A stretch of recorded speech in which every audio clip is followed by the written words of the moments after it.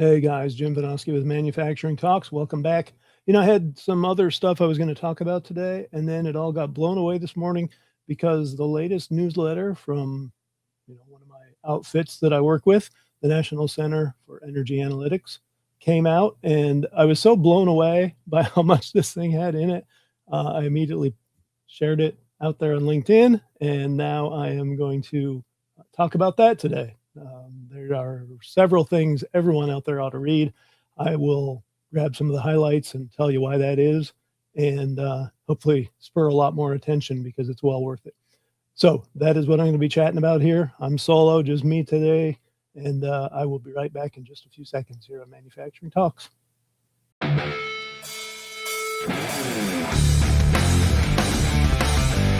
Welcome to Manufacturing Talks with Jim Vinoski. Industry has a million cool stories, and Jim talks to the movers and shakers who are making them happen. Let's dive in.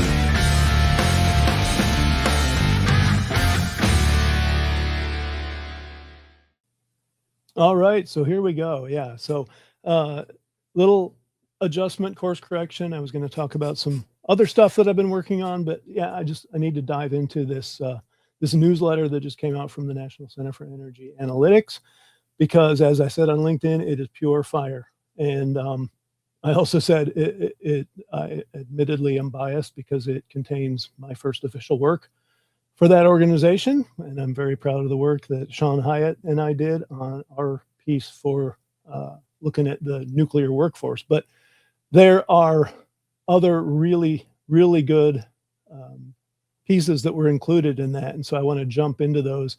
And the first one was called Some Needed Realism on Wind Power. And that was by Jonathan Lesser and Portia Roberts. And I just love it because it drills right down to the fundamentals on wind power. And, we've talked about renewables quite a bit on this show in the past.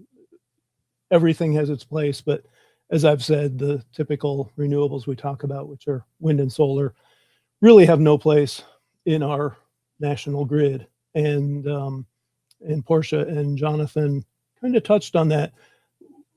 What they jumped into right away, which I loved, is how these things they're supported by government subsidies.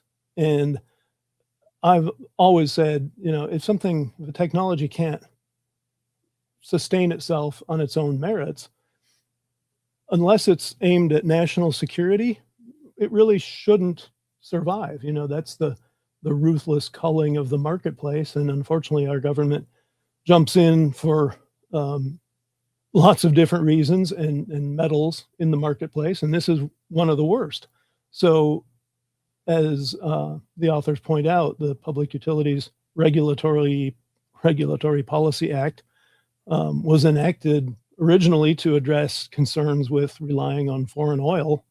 And, it instead kind of bolstered some of these things that have really detracted from our true energy security, which is, reliable and affordable electric power generation. And I love a line that they had saying, derided as PURPA, which is what I just said, that act, machines, thousands of wind turbines were erected that generated little electricity, which, that's an element I've seen kind of described technically. That people talk about the low power density when it comes to wind, and our authors here do that as well. But that really drills right down into it.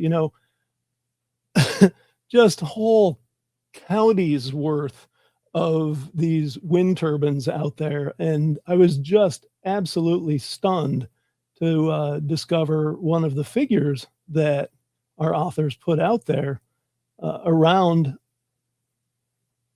wind power. And so they talk about how the proponents of wind power tout how much growth there is in wind power. And they talk about how, okay, let me read this to you. The U.S. Energy Information Administration, the EIA, predicts that wind generating capacity both onshore and offshore, will more than double between 2025 and 2035 from 160 gigawatts to about 350 gigawatts. Now, that jumped right out at me because I visited, as I said in a previous episode, I visited Palisades Power Plant, the Holtec nuclear generating station down south of me.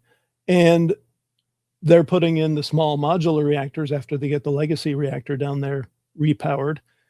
And each of those small modular reactors is 340 megawatts. So think about that. That's 1,000th of the nameplate capacity here. Now, there's another huge difference in true capacity.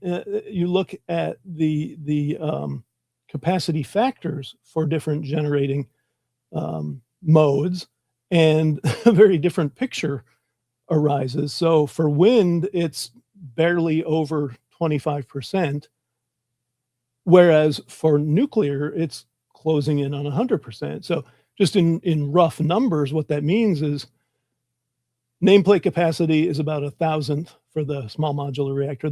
For one of those ones, Holtec is putting in down at Palisades. It's 1,000th of the total generating capacity that wind is supposed to represent in 2035. But then when you take that capacity factor into account, essentially you're saying you only need about 250 of these SMRs to represent the entire true generating capacity of wind that we're supposed to have in 2035. And that sounds like a lot, 250 reactors. But I tell you, I saw the representation of what Holtec's putting in down there. It's going to be right on the same site. They already own the land. You know, you drive off this road and you kind of wind your way back maybe a quarter mile and you're at the reactor. Within that quarter mile, they're going to plug in 2 of these SMRs. So if you think about it, for 250 of them, all you need is 5 of those per state. And you've got nuclear, which is, 24/7 reliability stuff with a lifetime now pushing out toward 100 years. And you're competing with wind, which, isn't there when things get rough. You can have wind drop out when there's no wind and when there's too much wind. So when things are calm and when things are stormy, you don't have power. It's just insane. And so that's a lot of what they kind of get at here is the intermittency, cost, and value. They talk about intermittency. They also get into the fiction of wind being low cost. And I love, they take direct aim at the levelized cost of electricity, LCOE, which I believe came from Lazard. And if it did, they should be ashamed of themselves because it's one of the most misused measures in the history of public policy because it doesn't take into account what we just talked about, that intermittency. So sure, wind, when it's running, can be cheap, but then it has to have essentially 100% backup for when it isn't there.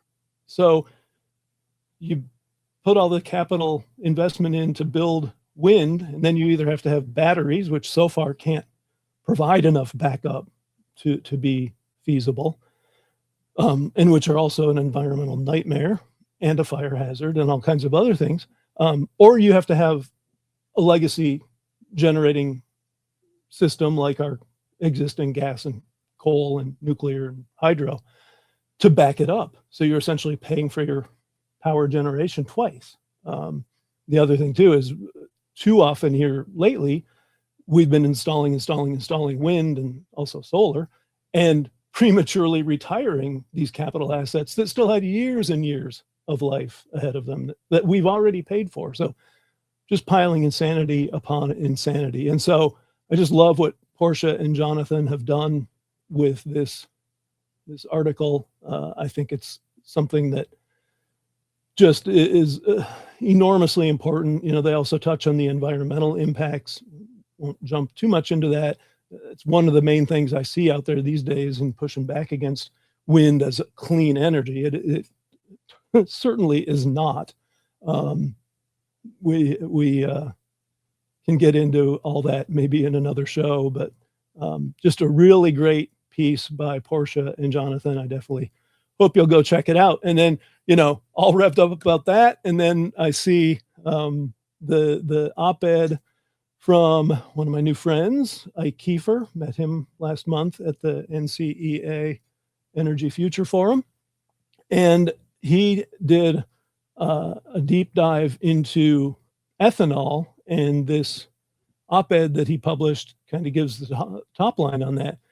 And this is another one where, I haven't talked about this on this show too much. I've actually lived it. I worked for a company that made, among other things, fuel ethanol. And it is absolute insanity. And again, Ike, he does not pull punches. He jumps right in to talk about how, this direction that the government took to essentially require that we use corn ethanol as part of our gasoline is so wrongheaded in so many ways. It's mind-boggling. And a few of the things he touches on. So one of the biggies is everyone talks about how corn ethanol is reducing greenhouse gases. No, it isn't. In fact, Congress waived the need for these fuels to demonstrate that they're reducing greenhouse gases. And then subsequent studies showed that actually, and I'll read it straight from Ike here, the EPA's own methodology shows that adding corn ethanol to gasoline has increased greenhouse gas emissions by 28% over the pure gasoline baseline, with no trajectory ever to recover.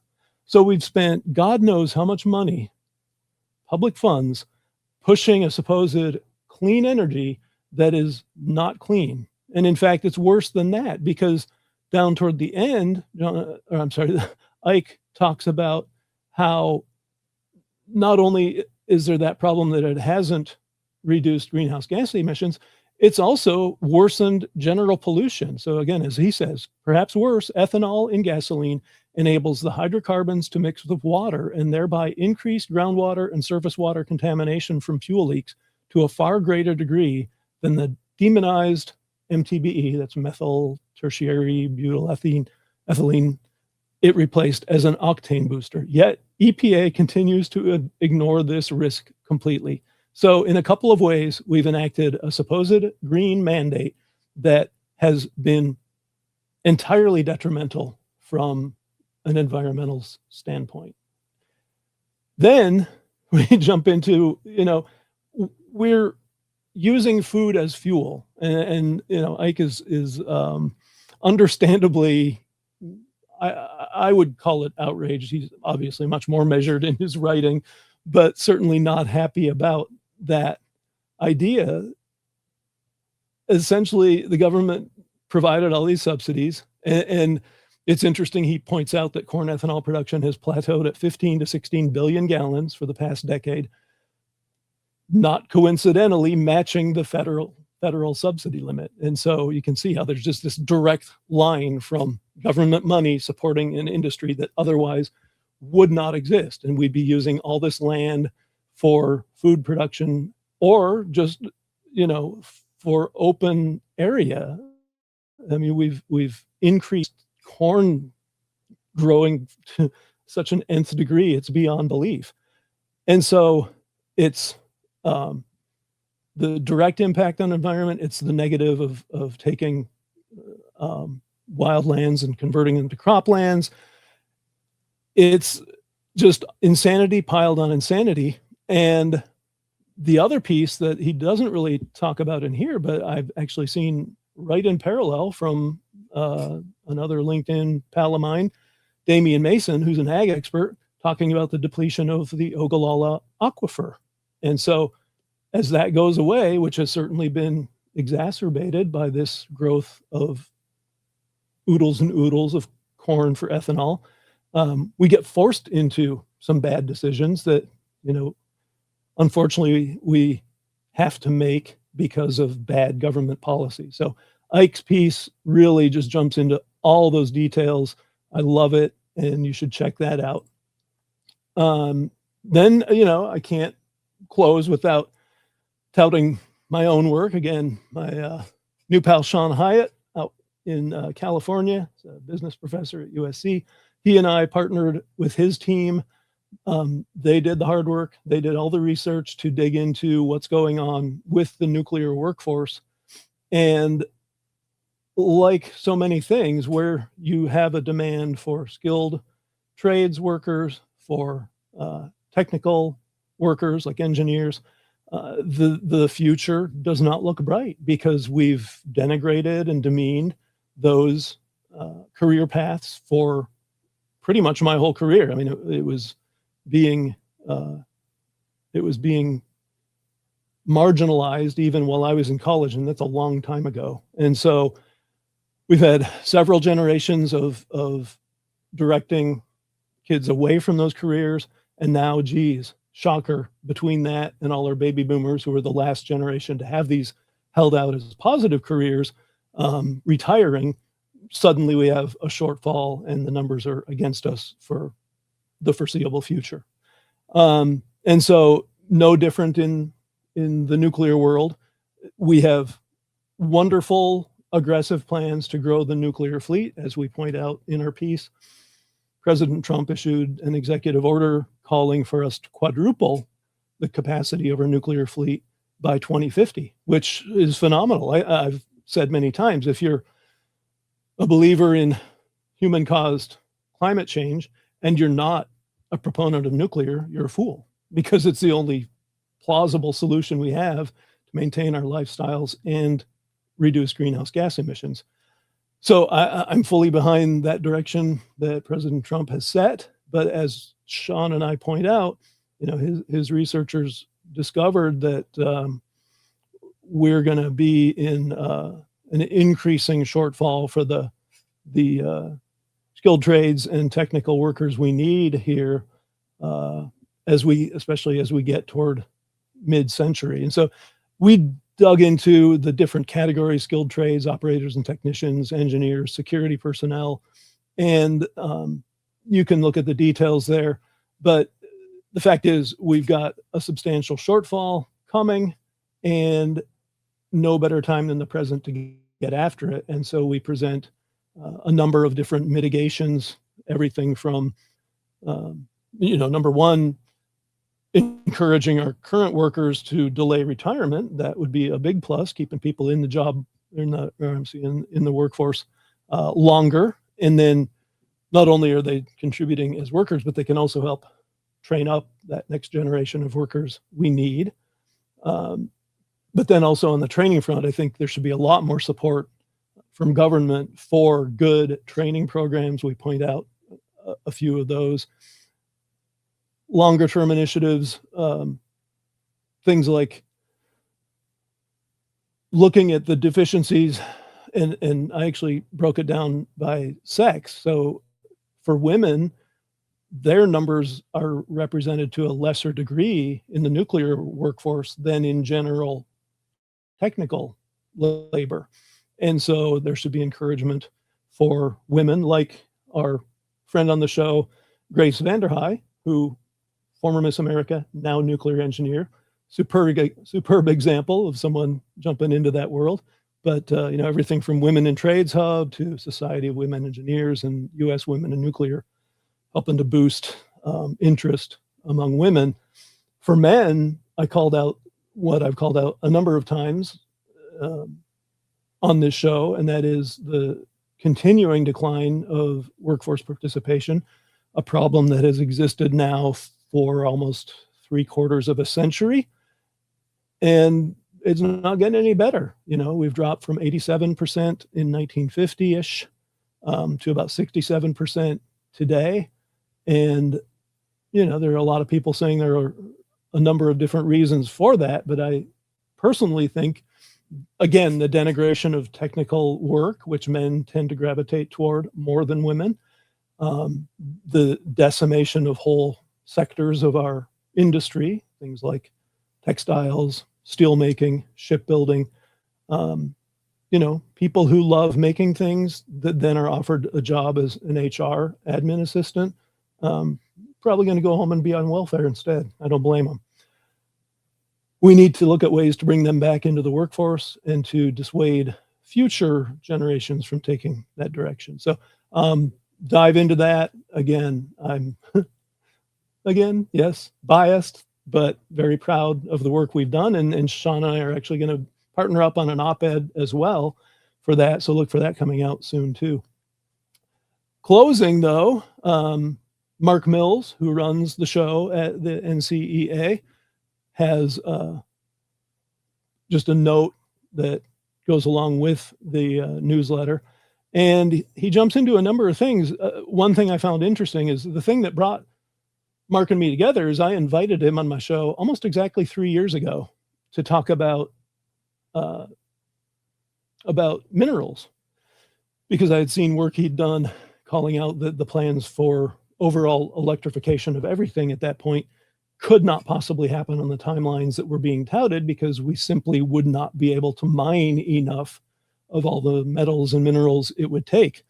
And he once again calls that out. And, you know, his book, The Cloud Revolution, talked about compute power and everything it would take from a resources stand. But I think, you know, I'm hazarding to guess that even for him, the AI revolution that he mentions in the opening words of his note here is something of a surprise, how quickly it's burgeoning and taking off. And yeah, he says the AI revolution is anchored in concrete, steel, copper, factories, and minerals mining, all of which demands enormous amounts of energy. So interesting, he came on originally 3 years ago to talk about minerals. He came on a couple more times and we dove into energy. They're inextricably linked, and he makes that point in his note. It's a short note, but it's phenomenal. And his closing paragraph, I'm going to read to you because it's such a fit for so many things we're seeing today. I was actually in an interaction with a LinkedIn contact of mine around the crisis that the closing of the Strait of Hormuz has driven. I had posted last week that it's going to cause much higher oil prices, pretty much unavoidably moving up to the $150 a barrel range. And this guy was saying, well, everyone's known about this forever. When I said, you know, people weren't talking loudly enough about it to have gotten ahead of the problem that we now face. And he wanted to blame everyone but the leaders in that industry. And, you know, what Mark closes with goes to that. It goes to our problems in the workforce. It goes to our problems with mining and manufacturing, all of it. And what he says is, what ties all this together is a forecasting problem. As one of our advisors argued this month, the same hidden mistake runs through every major policy failure of the last 2 decades, treating open, evolving systems as if they were closed and predictable. Energy is the clearest example. The bills for that mistake are now coming due on the grid, at the pump, for communities, and for security. And it's just so incredibly powerful and so all inclusive. You know, look anywhere where we're scrambling today, and that is the reason. You know, we part of my interactions with several people on that energy post I had from last week were around the just-in-time mentality, which, again, philosophically, there's nothing wrong with it, that you're minimizing inventory and you're bringing things in as they're needed. You make the inputs to be where you need them when you need them without having carrying costs. That's phenomenal. But it works great when everything works great. And unfortunately, as we've seen, whether it was with the COVID supply chain disaster or the energy situation today or the coming challenges on workforce or on power to bolster the AI revolution, it's people looking forward and hoping for the best when they know it's probably not going to wind up being the best. And it's a failure of leadership. It's a failure of courage. You know, everyone wants to talk the happy talk, keep their bosses happy, keep their customers happy. Courage is in saying, you know, folks, whether we know what the problem is or not, there will be a problem at some point. And if we've structured our systems around everything working great all the time, it's going to be a much bigger problem than it should have been. And again, across so many verticals now, that's where we find ourselves. So phenomenal stuff out of the NCEA. I'm very proud to be part of it, and I recommend you check out all of that. I touched on the major things that were in there, but there's a whole laundry list of commentaries and other articles that people either had a voice in or were mentioned in below the top line articles called out. Check it out. If you go on LinkedIn, I've got the post. If you aren't on LinkedIn and you want to find it, send me an email at jim@vinoski.net. I'll be happy to send you the link to the newsletter and all those wonderful articles. So that is it for me. Oh, one last thing. I got a book coming out. I have an update. Just talking to my publisher today, and we're pretty much where we can nail down my release date anytime. I can tell you this, it's going to be summer, and it's not going to be late summer. It's coming very, very soon. I'm not going to tell you more than that yet because we don't have it nailed down. I'm working on a few marketing things that I want to kind of get in place before I nail that date down, but it is coming very fast. Again, it's called American Manufacturing, 22 Tales of Integrity, Ingenuity, and the Modest Heroes Who Built a Nation. Coming very soon, and I'm so excited to get it out there. Soon I will also have where you can order it, and I'll be getting the word out on, having all you guys help me on helping to get this book in people's hands, because I think it's an important one, and I think it fits with so much of what we talked about here today, and so much of the positive side, which are the opportunities we have if we start doing things a little smarter. Okay, so that's it for me. Jim Vinoski from Manufacturing Talks signing off. Thank you so much. One more thing. Next week. So next week, I've got the folks from inFlow Inventory. As you may recall, a 3 months ago, I was on their show, The Secret Life of Inventory. Went up to Toronto back in January or February to shoot that with them. That was great fun. So I've got Melinda Say, Louis Loom, and Jared Plum. And I'm sorry, guys, if I said those names wrong. Jared, I know I got yours right. But they're going to join me next week, and we're going to talk all about inventory management, which sounds boring, but I mean, it goes straight to what we just talked about here. Doing things smart so your business can ride out those, not just good times, but the rough storms too. So join us here. I'll be back every Tuesday. Jim Vinoski, Manufacturing Talks, signing off. See ya.